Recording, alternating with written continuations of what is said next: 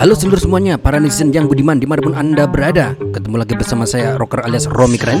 Walaupun cempreng, kali ini Rocker akan membahas alur cerita film Big Cat, kisah tentang teknisi HP yang berhasil menggagalkan calon presiden.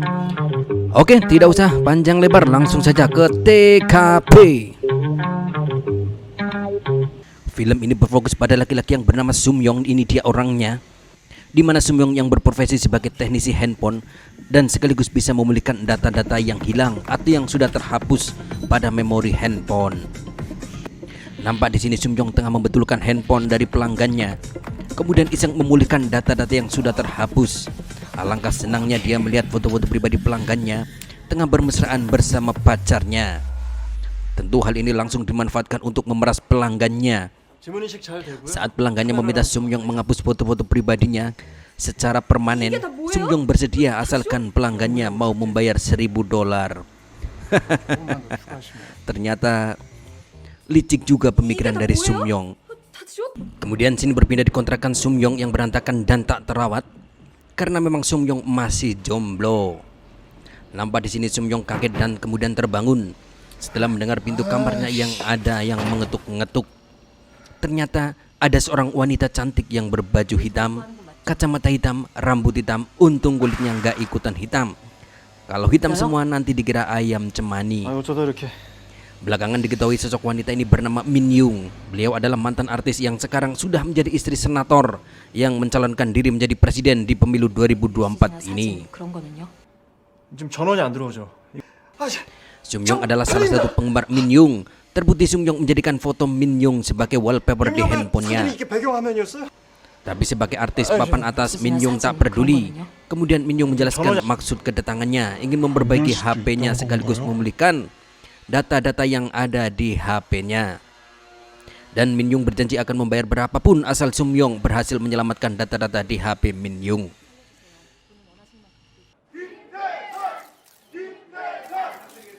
Di sini berikutnya ada Kim Tae-san. Dia adalah suami dari Min Young yang sekarang lagi kampanye untuk pencalonan dirinya sebagai presiden.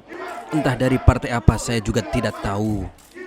Seperti politikus pada umumnya, Kim Tae-san sedang mengeluarkan janji-janji manisnya agar dirinya bisa menang dalam pemilihan presiden.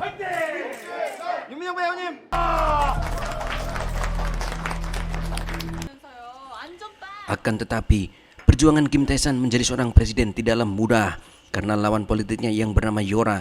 Ini dia panasnya, juga ahli dalam berpolitik dan menjaga lawan-lawannya.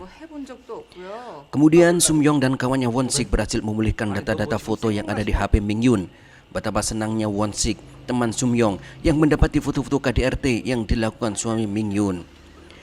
Dengan posisi suami Min Young yang sedang mencalonkan diri sebagai presiden, tentu aib KDRT yang dilakukan suami Min Young akan jadi berita yang viral dan tentu saja bisa jadi ladang penghasilan buat Sumyong dan Won-sik.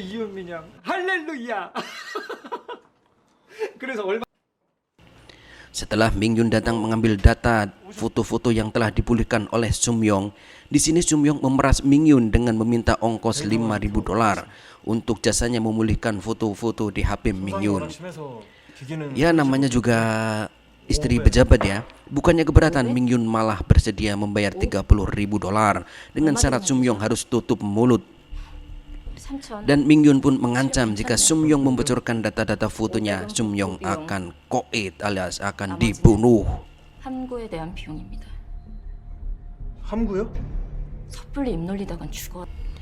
Setelah berhasil mendapatkan foto-fotonya, Min Young pun pulang. Setiba di rumah, Min Young yang pergi tanpa pamit ke suaminya kaget saat melihat suaminya sudah menunggu di atas balkon rumah. Di sini Kim Tae-san, suami Min Young yang calon presiden, wataknya sangat keras, kejam, protektif, pemarah, pendendam dan juga pendengki, dan tentu saja tidak baik hati. Min Young pun tanpa kebingungan memikirkan alasan yang tepat agar tidak dicurigai Kim Tae-san. Tak ingin kecolongan oleh istrinya, Kim Tae-san pun menginterogasi Min Young dengan detail, seperti dari mana, bersama siapa, beli apa, harganya berapa, dan mana nota transaksinya. Beruntung kali ini Kim Tae-san percaya dan segera akan pergi untuk berobat ke rumah sakit sesuai jadwalnya.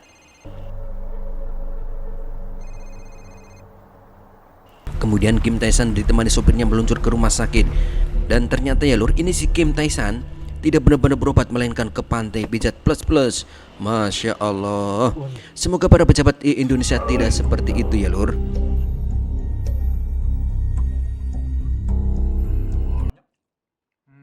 Saat makan bersama, Won-sik menyuruh Sum-yong untuk mengunggah foto-foto KDRT Kim Tae-san ke medsos supaya viral dan mereka bisa dapat banyak duit. Tapi Sum-yong menolak karena ia tahu Kim Tae-san adalah orang kuat, banyak duit, dan tentu mereka tidak akan sanggup melawannya jikalau Kim Tae-san sampai tahu bahwa merekalah yang membocorkan foto-foto KDRT-nya. Won-sik pun terus meyakinkan Sum-yong dengan alasan, "Apa kamu tega membiarkan artis idolamu disiksa oleh Kim Tae-san?" Karena Sum-yong yang sudah lama mengidolakan Mingyun kemudian bersedia mengunggah foto-foto KDRT Mingyun ke medsos. 데이터는 무슨 수를 써서라도 살려주세요. 돈은 원하시는 만큼 드릴게요. Untuk demi keamanan mereka mengunggah lewat warnet, karena kalau pakai akun pribadi tentu pihak Kim Tae-san akan mudah melacaknya. Benar saja, baru sebentar berita tentang KDRT Kim Tae-san diposting sudah viral dan banyak sekali mendapatkan komentar dari netizen. Akan tetapi Won-sik dan Sum-yong heran kenapa postingan langsung lenyap begitu saja. Tentu ini adalah ulah dari tim buzzer atau tim IT Kim Tae-san yang bertindak cepat karena tidak ingin bosnya namanya tercoreng di mata masyarakat. Tentu saja Kim Tae-san sangat marah saat melihat postingan itu. Dia pun langsung marah-marah kepada Mingyun istrinya karena Mingyun tidak mau mengaku, karena memang bukan Mingyun yang membocorkannya melainkan ya si Sum-yong itu. Kim Tae-san terus menghukum Mingyun dengan mencambungnya berulang-ulang sampai punggungnya berdarah-darah. Waduh, kejam sekali ini.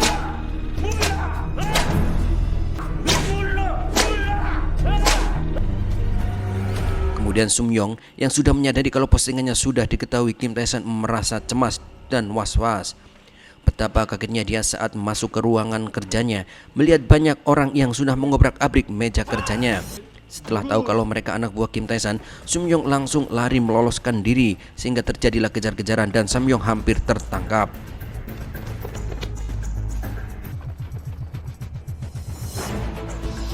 Beruntung Mingyun langsung datang menyelamatkan Sum-yong dengan meminjam mobil Yora saingan Kim Tae-san.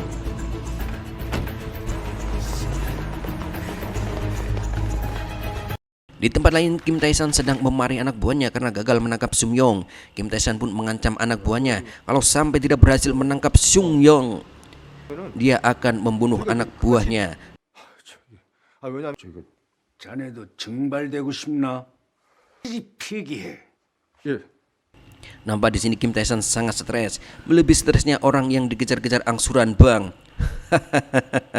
Ada-ada saja ini. Dikarenakan pencalonan dirinya sebagai presiden akan terancam. Inilah Mingyun yang telah menyelamatkan Sum-yong dari kejaran anak buah Kim Tae-san. Mingyun pun memarahi Sum-yong yang nekat mengekspos berita tentang KDRT Kim Tae-san terhadap dirinya. Mingyun bilang bahwa ia akan mengekspos sendiri kejahatan Kim Tae-san terhadap dirinya, tetapi tunggu momen dan saat yang tepat. Karena sebenarnya Mingyun pun sudah lama ingin berpisah dengan Kim Tae-san tapi belum bisa.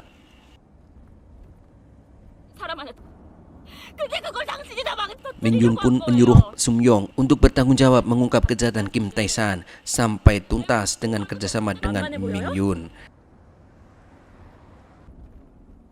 그럼 책임져요. Mingyun mengatakan bahwa Kim Tae-san memiliki uang yang sangat banyak, 9 miliar dolar yang akan digunakan untuk membiayai pencalonan dirinya. Dan tentunya uang itu adalah uang curian alias korupsi alias uang haram yang tidak barokah. Sum-yong dan Mingyun pun sepakat untuk meretas HP Kim Tae-san agar bisa mengetahui semua gerak-gerik Kim Tae-san dan membongkar semua kejahatan Kim Tae-san. Di sini Kim Tae-san menelpon supir Mingyun dan menanyakan apakah Mingyun beli handphone lagi karena Kim Tae-san sudah menyita handphone Mingyun. Kim Tae-san menyuruh supirnya untuk menemui Mingyun dan memastikan Mingyun pun tidak kemana-mana dengan cara memfoto Mingyun langsung.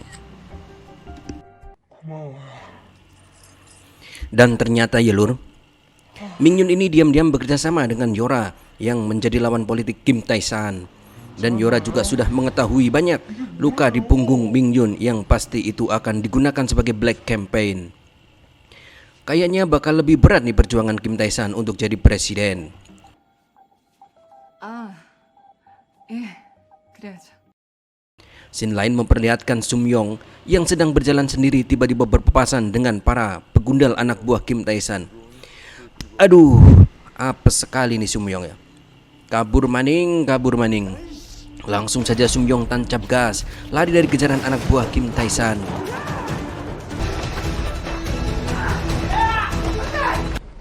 Dan ternyata Sum-yong terpojok, mau maju kena, mundur kena. Mungkin saatnya Sum-yong dijemput malaikat maut. Tapi apa yang terjadi? Akhirnya Sum-yong nyemplung ke sungai dan berhasil kabur lagi.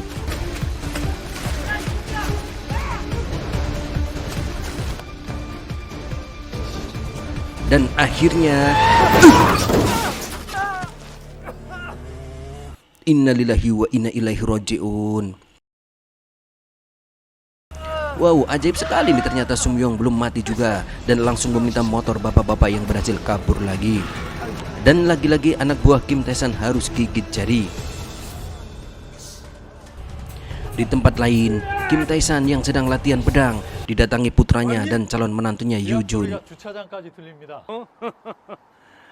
얼마나 바쁘면 연락도 안 하고 와.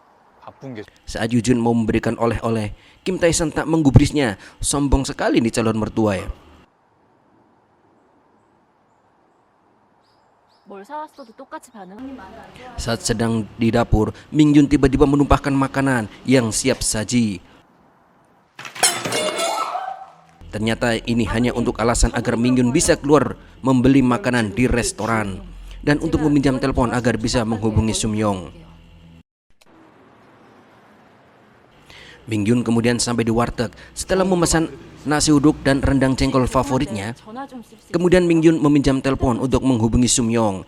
김태선 폰이 한 개는 아니죠? 내가 아는 것만 2개. Saat Ming Yun dan Sum-yong sedang membahas bagaimana cara meretas HP Kim Tae-san, supir Kim Tae-san pun melihat Ming Yun sedang berbicara di telepon. Dia pun segera menghampirinya. 아버님, 대선 준비는 잘 돼가지고 Saat sedang makan bersama keluarga, anak laki-laki Kim Tae-san mengutarakan maksudnya untuk segera menikahi gadis impiannya Yoo Jun. 아이, 우리 집 식구로 드릴 수 없다. Tetapi hal itu ditolak mentah-mentah oleh Kim Tae-san.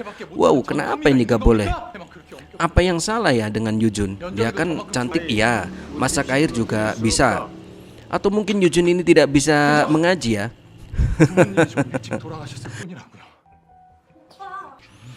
Dasar bocah dikandani ngeyel, di rumah ti kecilik panggah angel. Yang pasti kalian nanti akan tahu ya, kenapa Kim Tae-san tidak menyetujui putranya menikah dengan Yoo Jun. Saat malam tiba, Ming Yun diam-diam memasukkan obat bius ke minuman Kim Tae-san. Ini ia lakukan untuk memuluskan langkahnya meretas HP Kim Tae-san. 에 좀 다녀와도 Kemudian Ming Yun meminta izin untuk pulang kampung menemui ibunya dan sekaligus meminta izin untuk membeli handphone baru. Setelah berkali-kali handphonenya dihancurkan Kim Tae-san. Hal ini ia lakukan untuk bisa menemui Sum-yong. Kim Tae-san pun memberi izin dengan catatan 2 jam harus pulang. 그리고 핸드폰도 좀 사러 가도 될까요? 아무리 연락 올 데가 없어도 Setelah memastikan suaminya tertidur pulas, Ming Yun pun melancarkan aksinya untuk meretas alias membajak handphone Kim Tae-san. Tentu dengan mengikuti arahan Sum-yong yang memang ahli di bidangnya. 지문 인증을 하라는데요. Di tempat lain, Sum-yong berhasil meretas handphone Kim Tae-san. Di situ malah ditemukan foto Yora saingan Kim Tae-san sedang bermesraan dengan seorang penyanyi idola. Ternyata hebat juga ya Kim Tae-san sudah mengantongi bukti skandal Yora dan ini tentu bisa jadi senjata Kim Tae-san untuk menjatuhkan Yora. Dan sekarang Sum-yong sudah memegang 2 kartu hitam dari 2 calon kandidat presiden. Singkat kata singkat cerita, Ming Yun sampai di rumah ibunya.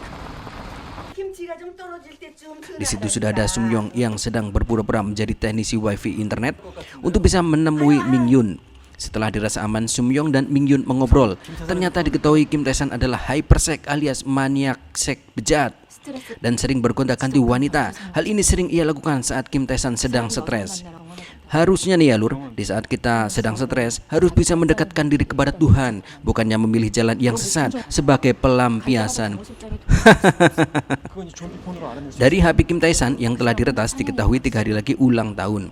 Dan Kim Tae-san akan pergi ke vilanya di puncak untuk menemui seorang wanita dan berpesta maksiat. Masya Allah. 아, Di kantor Kim Tae-san, nampak anak buah Kim Tae-san sedang berhasil menangkap wartawan suruhan Yora yang sedang memata-matai Kim Tae-san. Langsung saja Kim Tae-san menghajar wartawan tersebut dan kemudian diseret untuk dibunuh. 한 5억 주...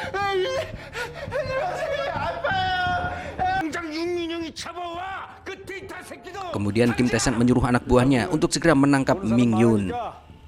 집으로 가지 말고. 예. Di konter handphone, Ming Yun dan Won Sik bekerja sama membeli HP dan kemudian HP yang dibeli Won Sik juga dikasihkan ke Ming Yun. Jadi Ming Yun punya 2 HP ya lur.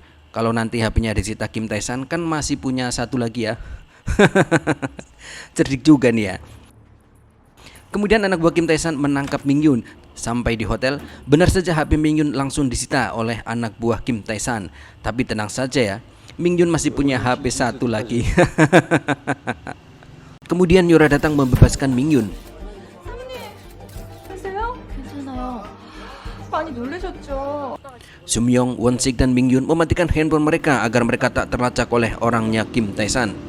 Kemudian mereka bersembunyi di perkemahan Yora agar tidak terjangkau oleh Kim Tae-san. Untuk membantu mobilitas, Won Sik memutuskan untuk menyewa mobil lewat aplikasi Grab. Karena bila mereka terus memakai mobil Yora akan mudah ditemukan oleh Kim Tae-san.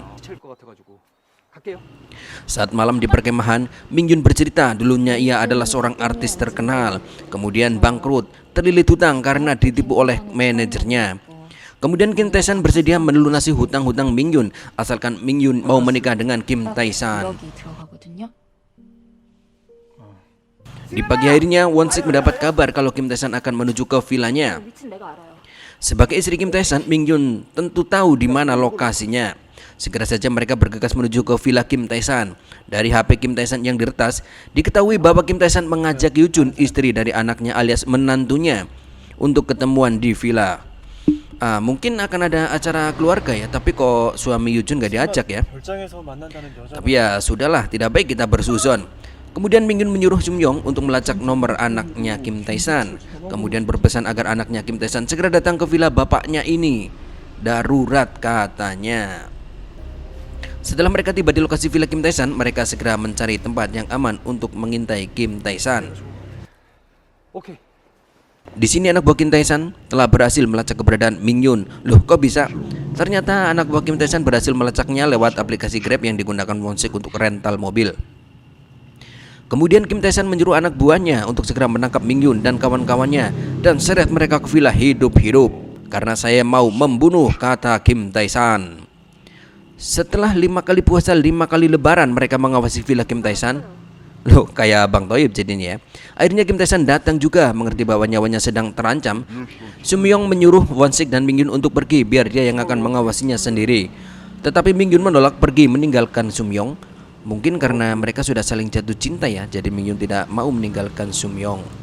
Di sisi lain, Dewan Partai yang mengusung pencalonan Yora sebagai presiden marah-marah karena Kim Tae-san sudah menyebarkan berita tentang skandal Yora dengan seorang penyanyi. Tentu saja ini akan berdampak pada elektabilitas Yora sebagai calon presiden. Kemudian Yora bilang ke partainya, "Yo wis tenang wae, nek pancen dadi rezekine insyaallah aku tetep menang." Bijaksana sekali ya Yora, pasrah pada yang maha kuasa, padahal mah aslinya nggak begitu. Berpindah ke vilanya Kim Tae-san, nampak dari kejauhan Yoo Jun, istri dari anak Kim Tae-san, sedang masuk ke villa Kim Tae-san. Ternyata Yoo Jun adalah wanita panggilan alias wanita penghibur. Pantas saja Kim Tae-san melarang anaknya menikahinya. Sebejat-bejatnya Kim Tae-san ternyata juga mengendaki anaknya menikahi wanita yang solehah. Sementara Won Sik yang akan pergi demi alasan keamanan ternyata tertangkap oleh anak buah Kim Tae-san. Dan sialnya Sumyong dan Ming Yun juga sudah ketahuan. Mereka pun mencoba lari menyelamatkan diri dan akhirnya mereka berdua pun tertangkap juga. 민이 형, 꽤나 발. Kemudian Ming Yun memohon pada suaminya agar melepaskan kedua temannya. Sebagai gantinya, Ming Yun rela melakukan apa saja termasuk rela ditembak mati.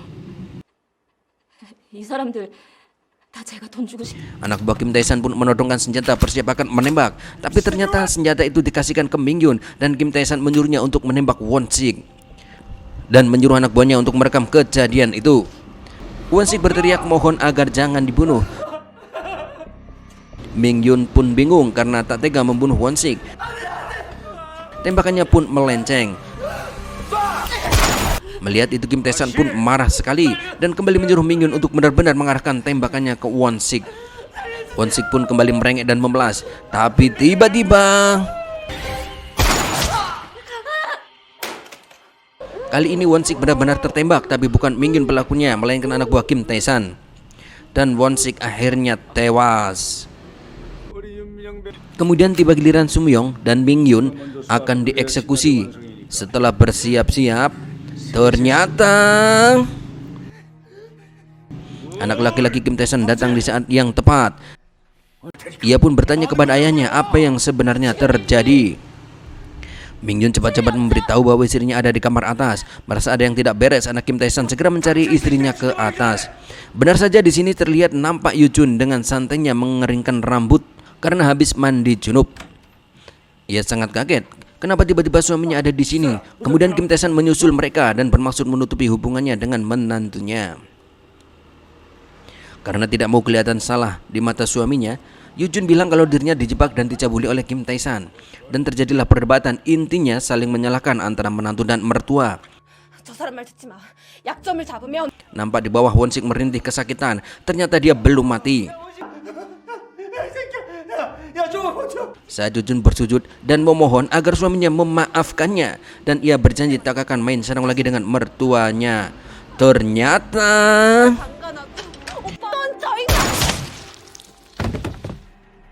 Kim Tae-san mengirimkan Yu Jun ke alam baka. Betapa sedihnya hati suami Yu Jun melihat istrinya tewas dibunuh ayahnya sendiri.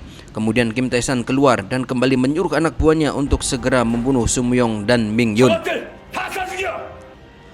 Tapi ternyata Kim Tae-san modiar ditembak putranya. Dan kemudian putranya pun menembak dirinya sendiri.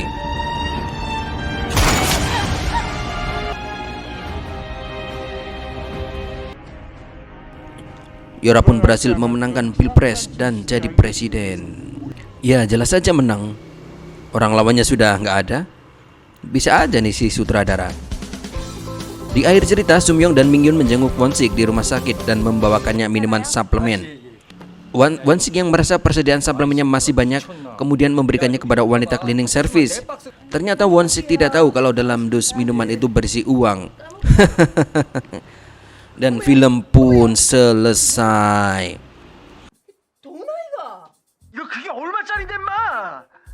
Gila nih, susah juga ya bikin cerita alur film kayak gini. Ribet lagi ngedinya, waktunya lama. Saya sampai gak sempet ngangon kambing, tapi ya gak apa-apa lah, mudah-mudahan netizen terhibur.